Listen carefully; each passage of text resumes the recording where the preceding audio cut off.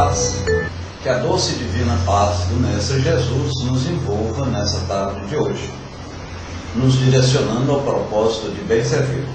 Solicitamos ou evocamos os espíritos protetores dessa sala, Espírito Chico Xavier e Maria Santíssima, para nos conduzir no estudo de hoje. Para a abertura, eu chamo a nossa irmã Silvia para fazer a abertura ou indicar uma pessoa que a faça. Por gentileza, Silvia, estou descendo. Amiga, acompanhe, auxilie nosso amigo Décio para fazer o estudo, que corra tudo bem. E sendo assim, convido a nossa amiga Miriam para fazer a prece de abertura para nós. Levante a mão, Miriam, por favor. Então, bom estudo a todos. Um beijo no coração. Obrigada, Miriam. Boa tarde, eu que agradeço. Então, vamos unir os nossos pensamentos nesse momento com os mentores que são responsáveis por essa tarefa do estudo na tarde de hoje. Agradecendo a Deus, acima de tudo, por mais essa oportunidade de estarmos reunidos nessa sala virtual que promove o estudo da doutrina espírita, sempre nos esclarecendo, nos fazendo refletir. Pedimos também a Jesus, nosso amigo, para que permaneça conosco, acalmando os nossos corações. Pedimos a permissão para darmos por iniciados. Então, novamente, boa tarde, muita luz, muita paz, que estejamos no amparo do Mestre Jesus doravante. Eu gostaria que alguém colocasse um número de 1 a 288 na tela, por gentileza. Nesse momento, vamos, 48, Beatriz Costa colocou. Muito obrigado, Beatriz. Nesse instante, vamos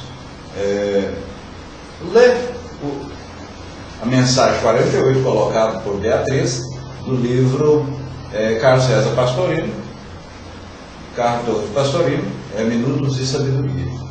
Beatriz diz o seguinte: fixe o seu olhar no lado belo da vida, Beatriz. E quando eu digo Beatriz, são todos os participantes aqui da sala.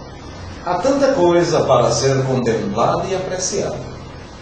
As moscas buscam as chagas num corpo inteiramente limpo.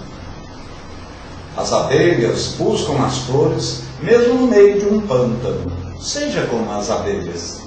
Embora tudo em torno seja lama, procure com atenção, que há de descobrir uma pequenina flor que vem alegrar a sua alma. Fixe, pois, o seu olhar no lado belo da vida.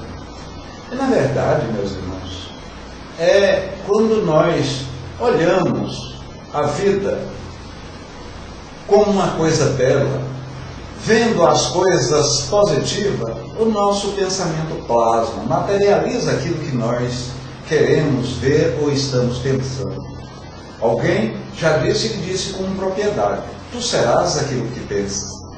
E pela mesma forma, vamos olhar o lado belo da vida, porque no pântano, no charco, no estrume, nasce uma bela rosa e uma flor lídima e pura, conforme a própria mensagem nos remeteu. Então vamos olhar as coisas belas da vida. Tá aí, Leandro? Muito obrigado, Beatriz. Então, hoje vamos dar sequência aos nossos estudos relativamente ao livro o que é o Espiritismo. Esse é um opúsculo de 182, 183 páginas. Foi o segundo livro escrito por Kardec. Ele foi logo após o Livro dos Espíritos, foi em 1859. Ele escreveu esse opúsculo, uma vez que estava chegando carta demais, e foi orientado pela espiritualidade a fazer um pequeno livro, onde ele respondia às cartas das pessoas ali em volta da França, da Inglaterra e do próprio Estados Unidos, porque recebia-se muito carta. E Kardec era muito assim, cioso, ele era muito correto, ele respondia tudo, e estava perdendo muito tempo relativamente a essas respostas. Então surgiu esse livro, o que é o Espiritismo. A primeira parte dele é onde os detratores têm um espírito visitante, posteriormente tem um padre que formulam uma pergunta ou questionamento relativamente daquilo que eles não entendem. A segunda parte já é a parte mais científica, mais filosófica. Acho que nós podemos ou poderíamos associar com o livro dos médios, a parte ciência. E essa terceira parte, aonde nós estamos estudando, que hoje nós vamos estudar relativamente o homem durante a sua vida terrestre, é, vamos assim dizer, uma sinopse.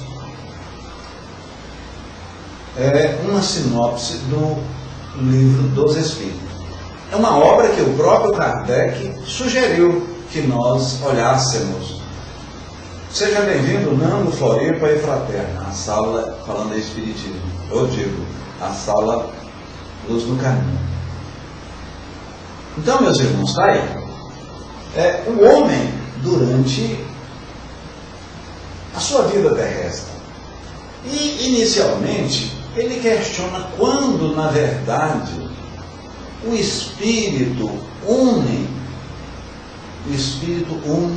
ao feto, a esse futuro nascente, a esse futuro ser humano, homem ou mulher. Foi-lhe dito e respondido que a ligação começa na concepção propriamente dita. E a concepção, quando ocorre? Quando da fusão dos gametas, né? O gameta masculino, o esperma, adentra o óvulo, formando-se o zigoto. Aí há a concepção.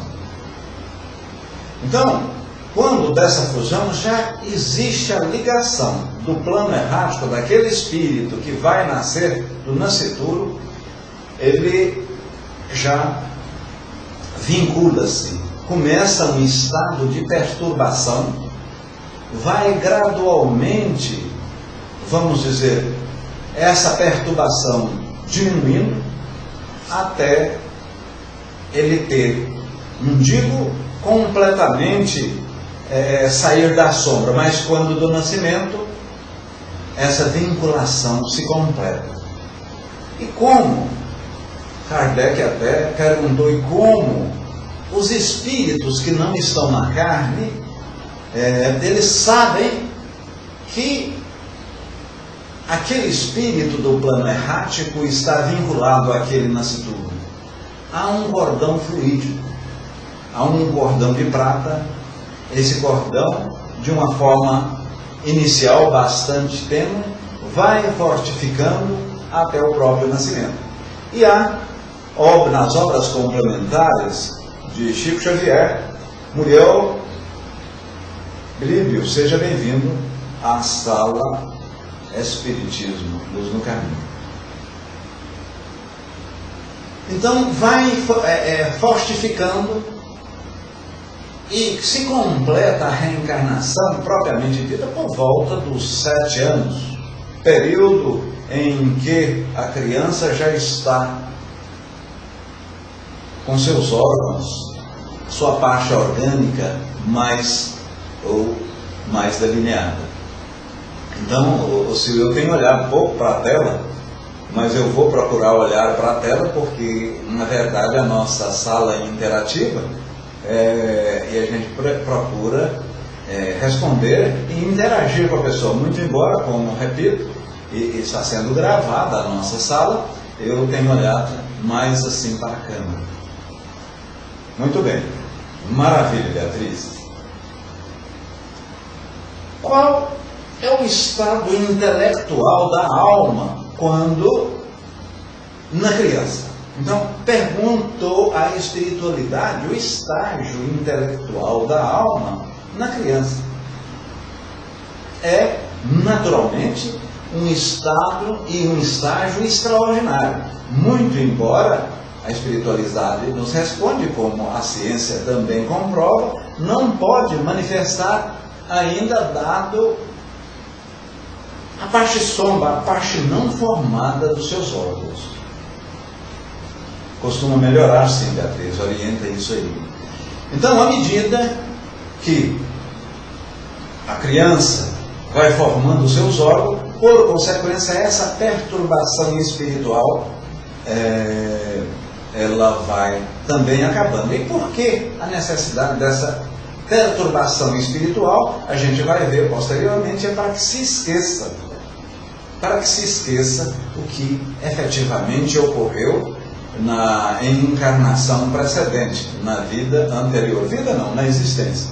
Por que não vida? Nós temos, meus irmãos, tão somente uma vida. Ela começa quando Deus criou o Espírito, propriamente dito, de forma linear em termos de conhecimento, simples e ignorante no que refere ao saber, mas não teremos fins.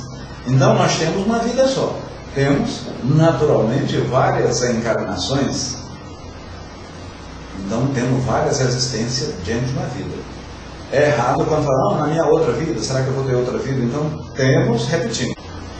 Qual é a origem das ideias inatas? Então, quando a criança nasce, tem uma ideia inata, né? Tem ideias inatas. O que é isso? São ideias que vêm com o próprio ser. Mas antes de falar nisso, como diferenciamos o espírito, ou aqueles espíritos desencarnados, como eles diferenciam o espírito encarnado do desencarnado?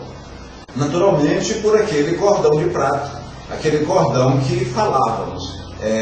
Vários espíritos tendem em nos explicar e nos afirmar que o cordão, ele é um cordão azul.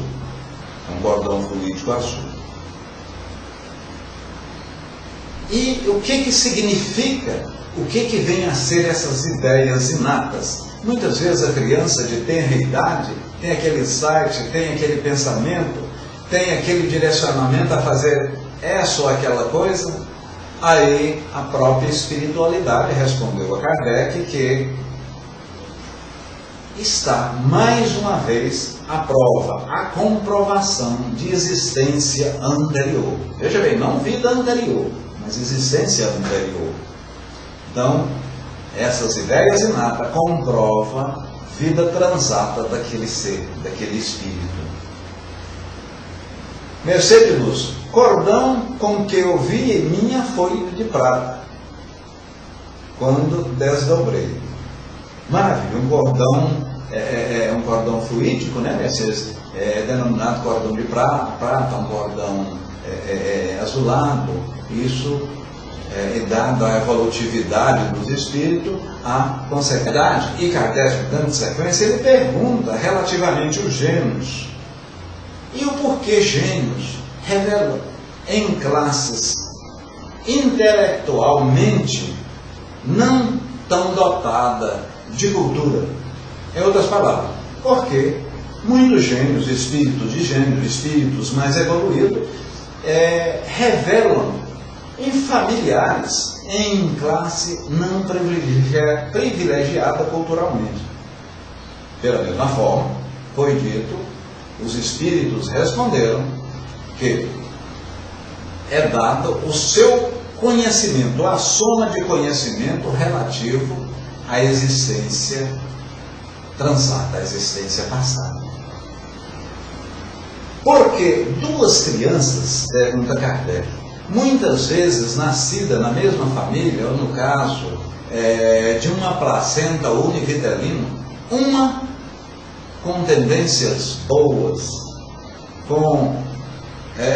direcionado à virtude, direcionado a fazer tão somente o bem, e outra, tendo a mesma educação, cuja aparência física muito similar, muito igual, que como vimos nasceu de uma placenta univitelina, e muito de comportamento bastante diverso.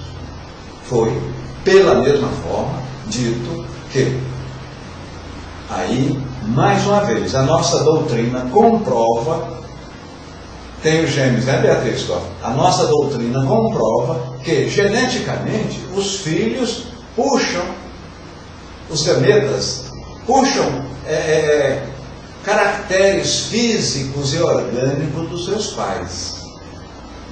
mas somos sabedor que o corpo advém do corpo. Geneticamente você pode, mas o espírito não advém do espírito. Mas para aí, irmão X, eu tenho um filho, ou tenho uma filha, cujas características são muito parecidas com as minhas, até a maneira alta do pai falar, aquele gesto, aquele posicionamento contundente, aquela cabeça dura da mãe, vamos dizer assim, é igual. E você acaba de dizer que a espiritualidade afirmou que o espírito não vem do espírito.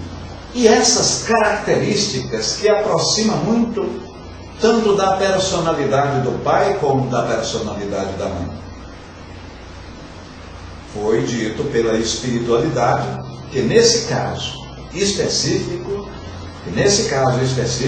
são espíritos familiares, espíritos que já encarnam na família há muito tempo com o mesmo ou próximo grau evolutivo.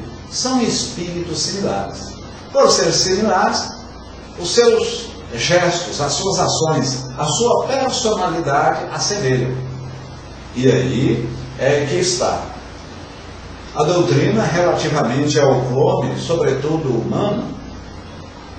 A medicina, a ciência, a genética pode avançar de tal sorte a construir ipsis litteris um ser orgânico justamente igual ao seu similar, através da multiplicação das células. Porém, organicamente, ou seja, geneticamente, igual. Você não acha diferença. Mas com personalidade totalmente díspare. Tem um caso aí, a própria Beatriz colocou na tela, ela tem 2 filhos gêmeos. Se aqui perguntarmos para ela como é a característica em termos de moral, de posicionamento, de personalidade, de maneira de ser desses filhos, por mais iguais, por mais similares, ela vai falar, não, são totalmente diferentes. Por que são? São porque são 2 espíritos. É um casal, né, Beatriz? Bivitelinos. É um casal, 2 placentas.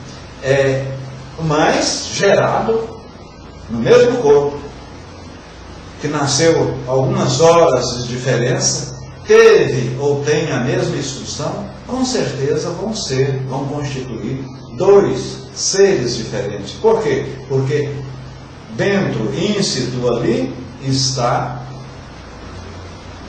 estão 2 espíritos. Meus irmãos, o som,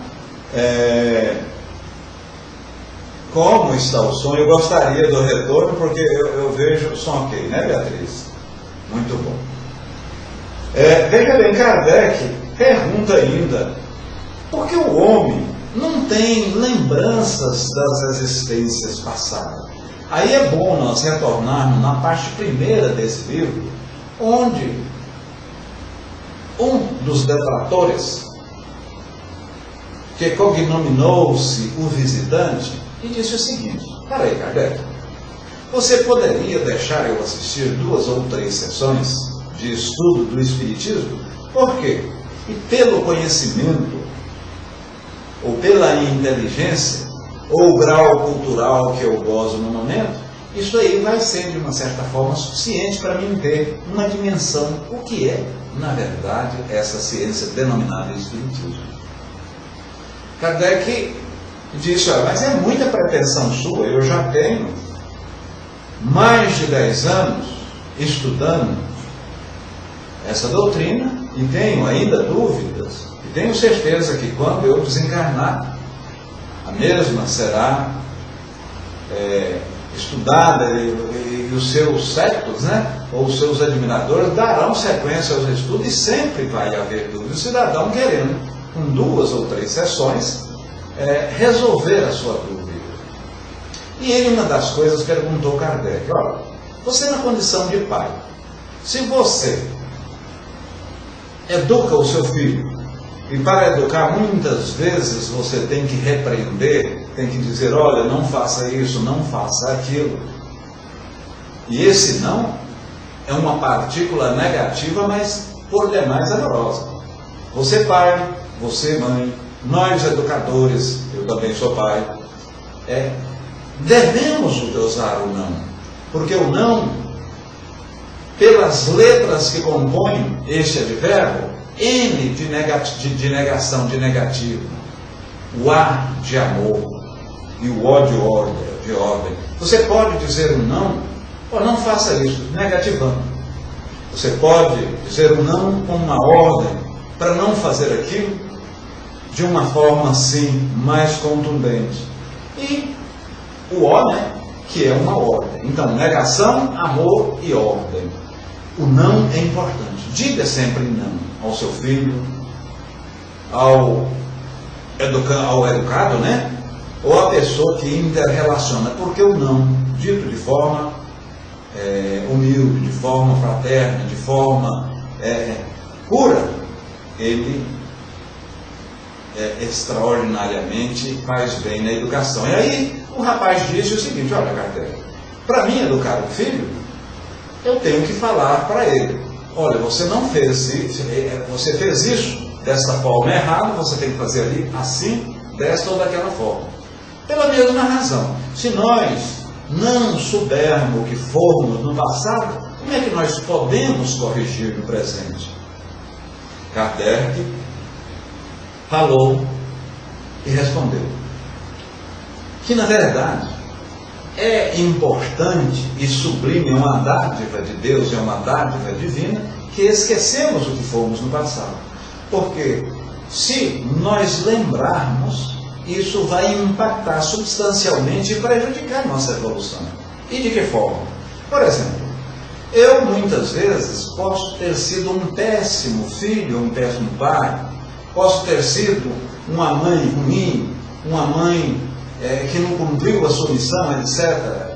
E, em razão disso, e em função disso também, escolhi vir e nascer junto àquela mesma família, como pai, como mãe, ou uma pessoa para expiar daquele mal, ou daqueles males que eu cometi. Ora, eu na condição de pai hoje, de um filho que foi extraordinariamente ruim para mim, ou vice-versa, em eu lembrando, não corroboraria em nada a evolução minha como espírito. Por que não colaboraria? Porque eu ficava lembrando, eu ficava com peso de consciência. Então é uma dádiva divina, é uma dádiva que Deus nos deu. Para quê? Não lembrando, a gente pode dar a sequência normal. Saber dizer um não na hora certa, por mais que doa, né, Silvio? É uma coisa extraordinária. Diga não. Diga não. Não é amor. Ou há de amor. Não além de ódio, de negativo, é amor. Então, dizer não de forma certa, mas com humildade, com caridade, com doçura, é muito importante. Verdade, não é, Beatriz? Qual a origem do sentimento chamado consciência? Olha, eu estou com a consciência doendo, eu penso desta ou daquela forma. Essa consciência em nossa mente ou no coração, como queira, nos impulsionando para ali ou para ali, nos remetendo a fazer determinada coisa, de onde vem? Pela mesma forma, a espiritualidade, de forma taxativa, contundente, disse que é lembrança de vidas passadas, lembrança daquilo que no viajou o espírito do átomo ou o arcanjo adquiriu. Então, são lembranças do passado, são lembranças daquilo que adquirimos para no trabalhar da nossa evolução, né? E o homem, relativamente a ter ou não livre-arbítrio, na verdade, há um determinismo, há um destino. Eu tenho que ser dessa ou daquela forma, vou morrer dali ou daqui. Aquela enchente que ocorreu e por eu estar morando naquela área de risco, eu de uma certa forma planejei, ou aconteceu pelas forças das coisas? Pela força das coisas. Eu estar andando na rua, através de um motorista bêbado, e por alguma imperícia do mesmo, não só ele exterminou minha vida, mas como exterminou a vida de muitas. Aquilo tudo estava no script, aquilo tudo estava determinado, havia destino propriamente dito. Veja bem, meus irmãos, se nós admitirmos o determinismo, se nós admitirmos o destino nessa maneira conceitual, nós estamos justificando a ação desse bandido, desse cidadão que estava dirigindo, né? E dessa pessoa, vamos dizer, desse assassino serial killer, igual aconteceu no Rio de Janeiro, exterminou 12 crianças. Se acreditarmos que a espiritualidade, de uma certa forma, colocou vários espíritos encarnados naquele avião para que o terrorista o explodisse no ar, matando dezenas ou centenas de pessoas, nós estamos justificando a ação daquele meliante, daquele bandido. Então, aquele bandido, nesse caso específico, foi uma ação da providência divina. Precisava de ele portar-se daquela forma para o determinismo. E o próprio livro dos Espíritos, na questão 851, na questão 851, não há determinismo, não há o destino como nós pensamos, tem que acontecer disso, dessa e daquela forma. Porque se houvesse também, o que ocorreria, meus irmãos? Nós não aplicaríamos o livre-arbítrio e atrapalharia substancialmente a nossa evolução. Por quê? Ora, eu nada vou fazer.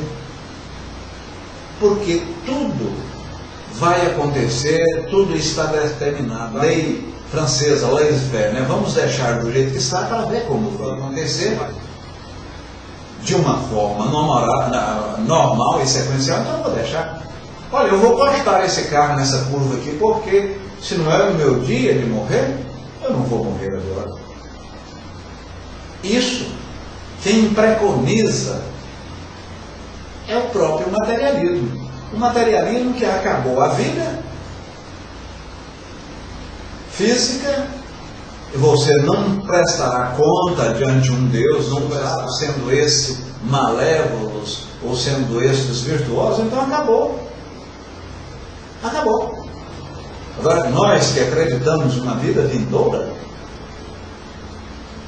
precisamos usar. Nós somos sabedores que têm o livre-arbítrio. E nós somos responsáveis em 99% das coisas que ocorrem conosco aqui na Terra.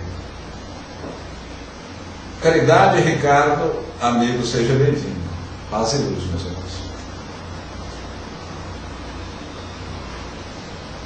O materialismo que faz, aqui o que nós estávamos, Kardec coloca, o materialismo que faz depender do organismo todas as faculdades morais e intelectuais, reduz o homem a um estado de máquina. Reduz o homem a um estado de máquina porque eu preciso, para me ser feliz, eu preciso logo completar, eu preciso ser um homem de sucesso, um homem ou uma mulher de sucesso. O que é ser sucesso? É aquilo que a sociedade tipifica ou parametriza. É você ter mais, é você ganhar mais, é você trocar de carro todo ano, é você usar as roupas e as benesses que a própria materialidade em termos de dinheiro pode assambarcar, né? Pode nos proporcionar. O uso do dinheiro é errado? Não, Jesus nunca condenou. Você deve usá-lo de forma apropriada, de forma moderada,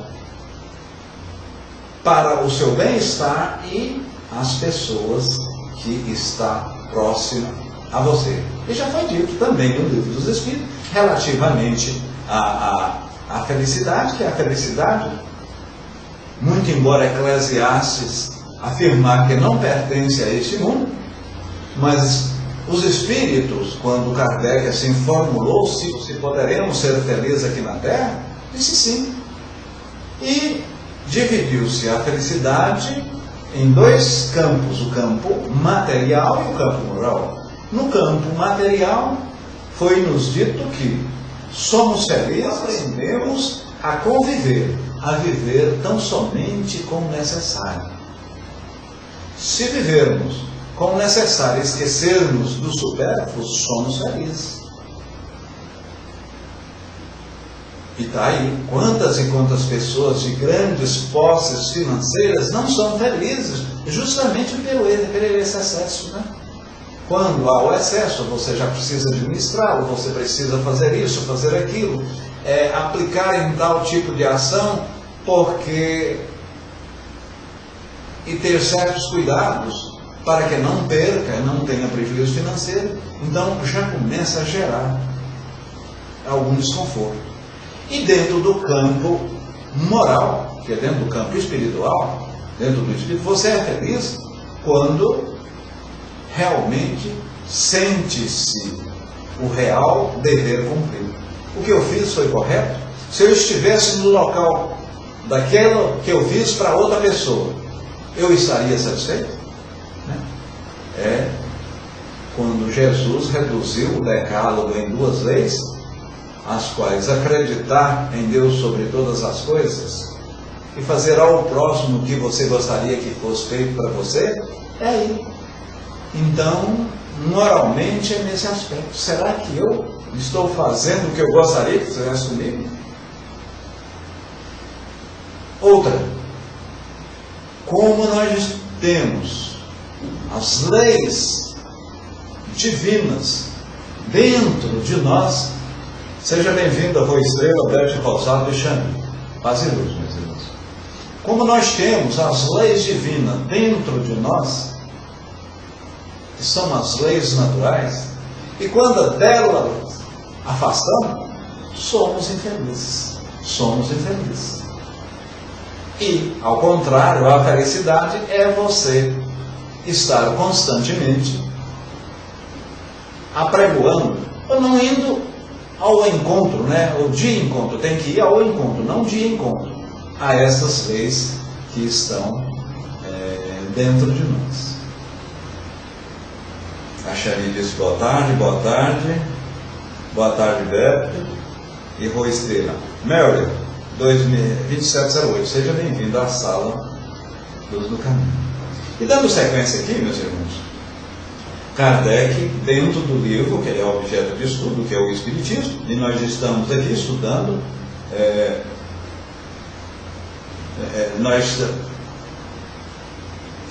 fraterno, relativo ao microfone, está tendo alguma diferença? Eu abandonei o microfone, o microfone que eu coloco, eu estou usando o microfone embutido, é por isso que eu perguntei.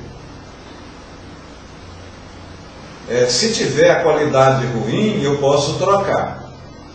Mas vamos dar sequência, né? Nós já temos quase 40 minutos.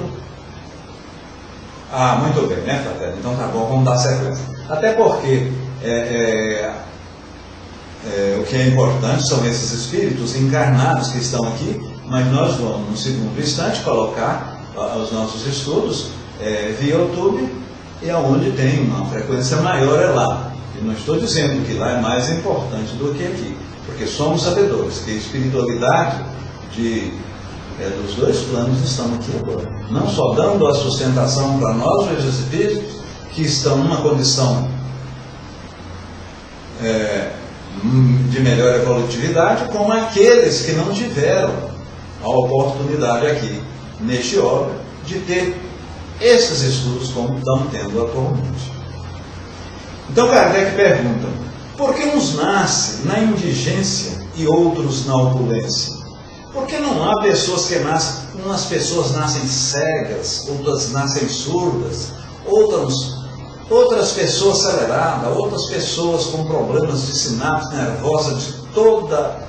O porquê disso? Olha, de duas uma. Ou eles foram criados iguais, ou, por outra, foram criados de uma maneira diferente. A doutrina da unicidade da vida,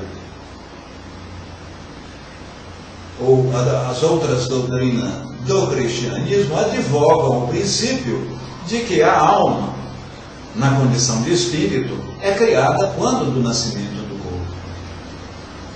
Quando a criança nasce, e nós vimos em parágrafos anteriores aí, como se faz a junção, a conexão inicial que é da concepção, né?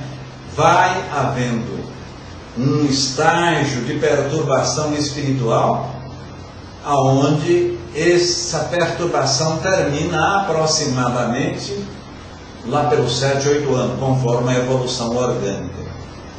Ora, se Deus, na sua infinita justiça e bondade, criasse as almas quando do nascimento da criança ou daquele ser vivente, ele estaria sendo injusto, porque está criando o irmão X, uma pessoa acelerada, uma pessoa que não tem fundamento lógico nas suas afirmações, sobretudo as afirmações, né, diversas doutrinárias, vamos dizer, e cria outras almas ou outros espíritos com pensamentos, com posicionamentos totalmente virtuosos. Totalmente virtuosos. Deus não estaria sendo. Se fosse injusto, ou não sendo justo, não sendo coerente, por consequência não é Deus. E nesse aspecto, eu costumo dizer que nós, na condição de paz, estaríamos sendo melhores e mais completos do que Deus. Por quê?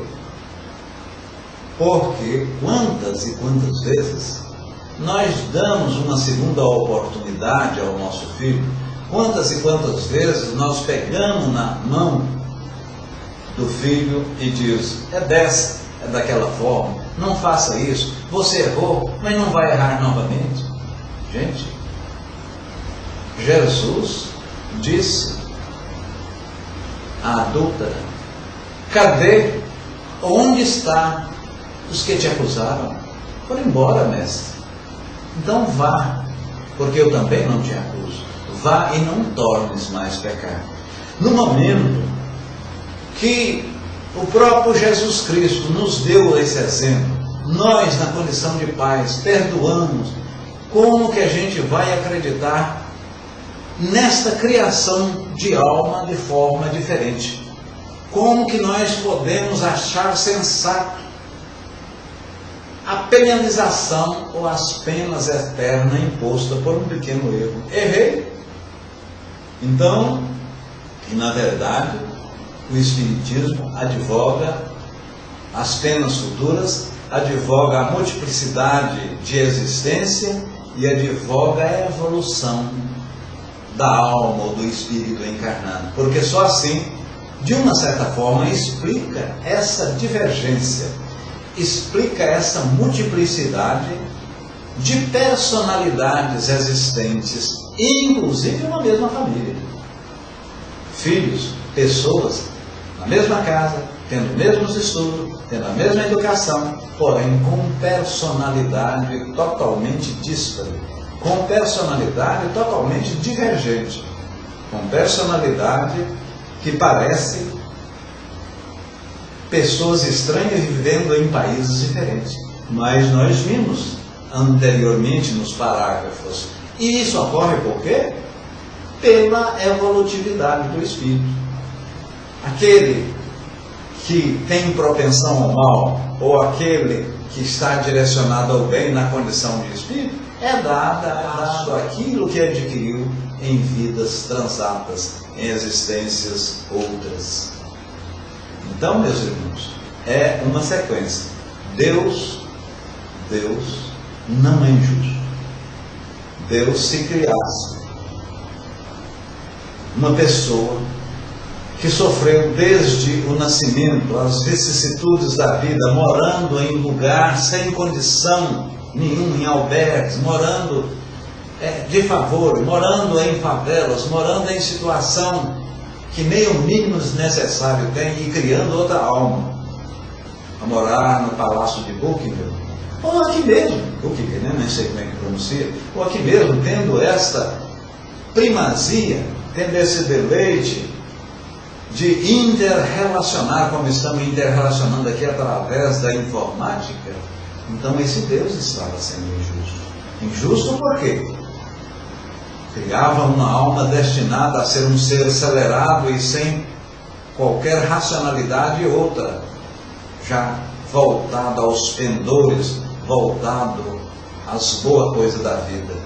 Então esse Deus no mínimo era injusto. E, sendo injusto, não era Deus.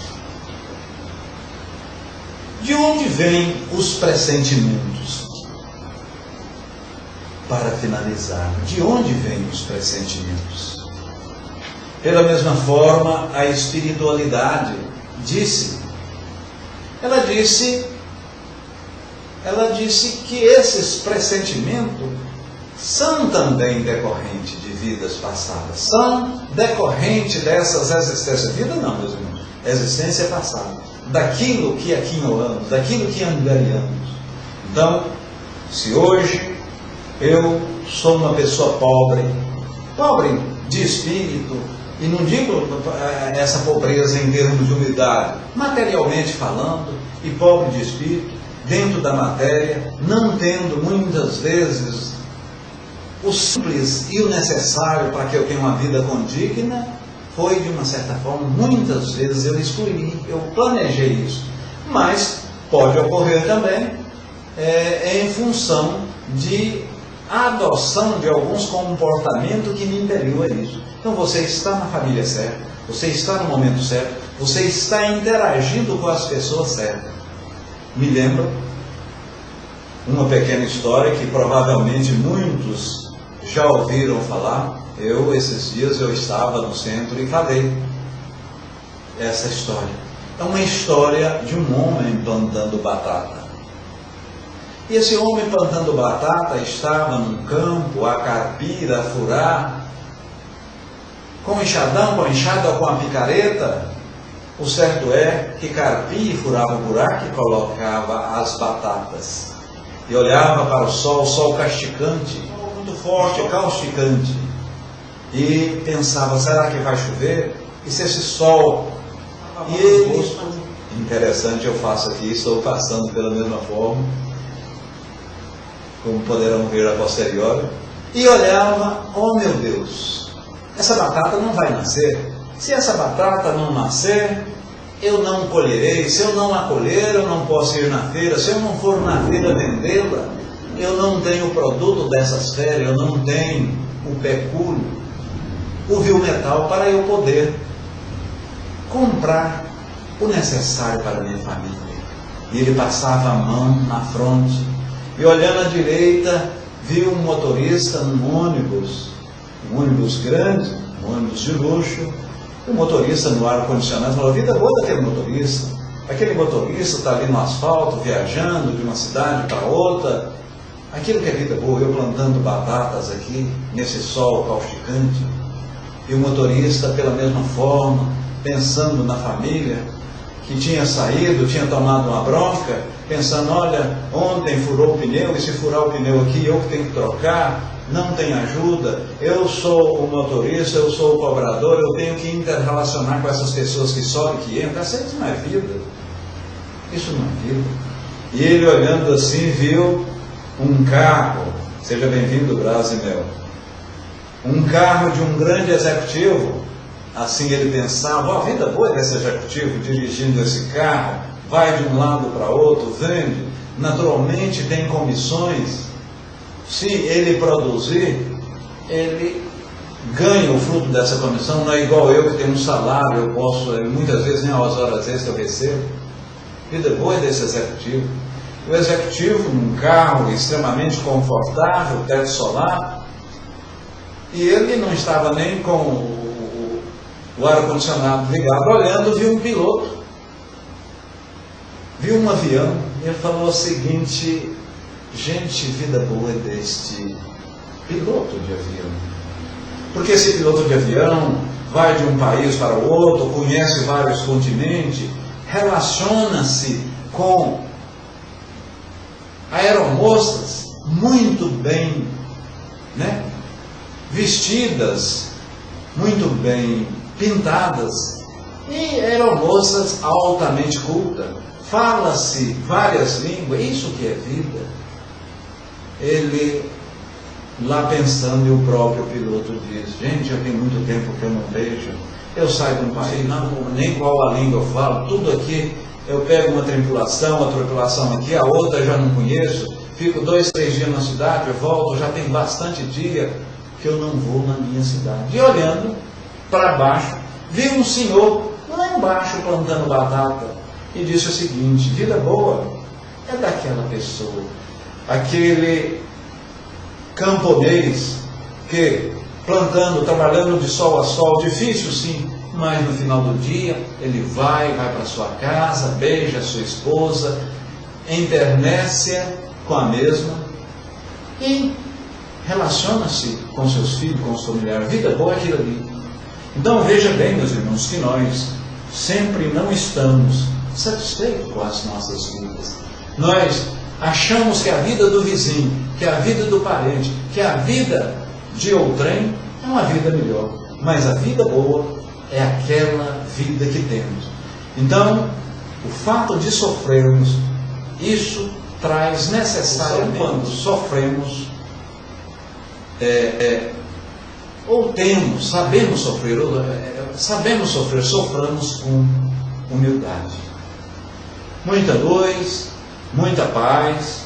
Eu perguntaria, meus irmãos, deixa eu ver aqui, eu tenho que olhar sempre para a câmera. Tá ok, ô Silvio. Então, muita luz, muita paz. Eu perguntaria, meus irmãos, se alguém dos presentes aqui gostaria de fazer alguma colocação, fazer alguma contribuição diante do tema. O tema, que nós estamos estudando aí é o homem durante a sua vida terrestre. Essa palestra, novamente eu falo, palestra não, é estudo, quem dá palestra é Divaldo Franco, Pedro Simão Pedro, Raul e outros. Nós simplesmente estudamos com muita limitação. Então daí que Deus nos ilumine, nos dê força, que Deus nos ampare hoje, agora e sempre. Eu vou chamar para fazer o encerramento dos trabalhos, conforme a nossa irmã Sil já colocou em PVP, eu vou chamar a nossa irmã Shari para fazer o encerramento. E mais uma vez, irmãos, nós estamos com a sala em vídeo e áudio na rede Amigo Espírita e no próprio YouTube. O YouTube está aí, eu não sei, gostaria até que a Rô me falasse a posterior, porque eu não estou conseguindo colocar o link lá no banner por completo. Eu tenho que colocar um espaçozinho. De primeiro eu colocava, agora não dá, eu coloco um espaçozinho. Há um espaçozinho depois do H. Meus irmãos, muita luz, muita paz. Eu agradeço a espiritualidade dos dois planos da vida. E quero terminar mais uma vez com essa frase: eu vos amo, meu irmão, eu vos amo. Muita luz e muita paz. É com você, Jari.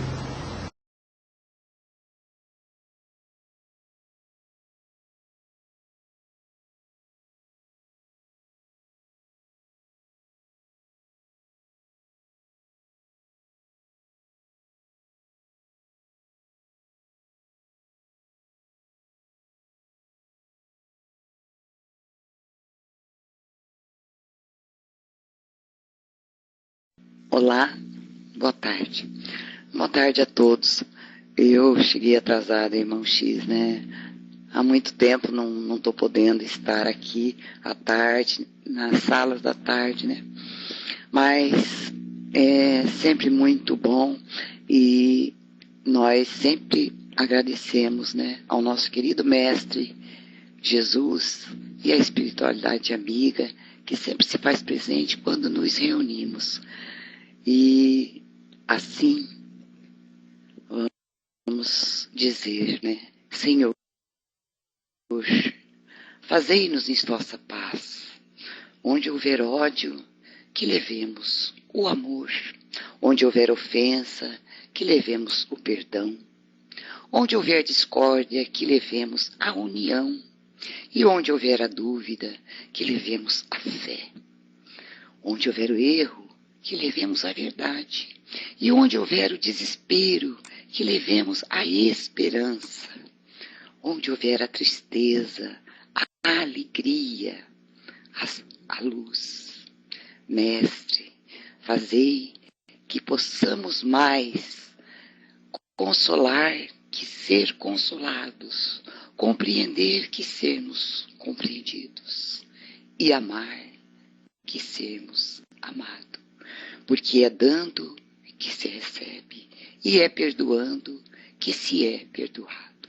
Morrendo, vivemos para a vida eterna. Graças a Deus. Obrigada, Mestre Jesus, por esta oportunidade. Obrigada, meu parceiro, irmão X, por estar aqui. Obrigada pela presença de todos. E toda quarta e sexta-feira, estudos aqui na Sala Espiritismo, Luz no Caminho. Um grande beijo no coração de cada um de vocês, meus queridos amigos, meus queridos irmãos, família que somos aqui, né? Nas salas. Você vai subir, irmão X? Ok. Obrigada, então.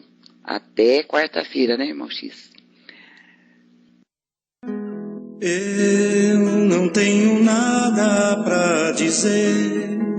Você parece num momento até saber tudo que eu estou sentindo. E veja através dos olhos meus a emoção que sinto em estar aqui. Quero estar assim pra sempre. Amigos para sempre é o que nós iremos ser. Na primavera ou em qualquer das estações. Nas horas tristes, nos momentos de prazer. Amigos para sempre. Amigos para sempre é o que nós iremos ser. Na primavera ou em qualquer das estações. Nas horas tristes, nos momentos de prazer, amigos para sempre.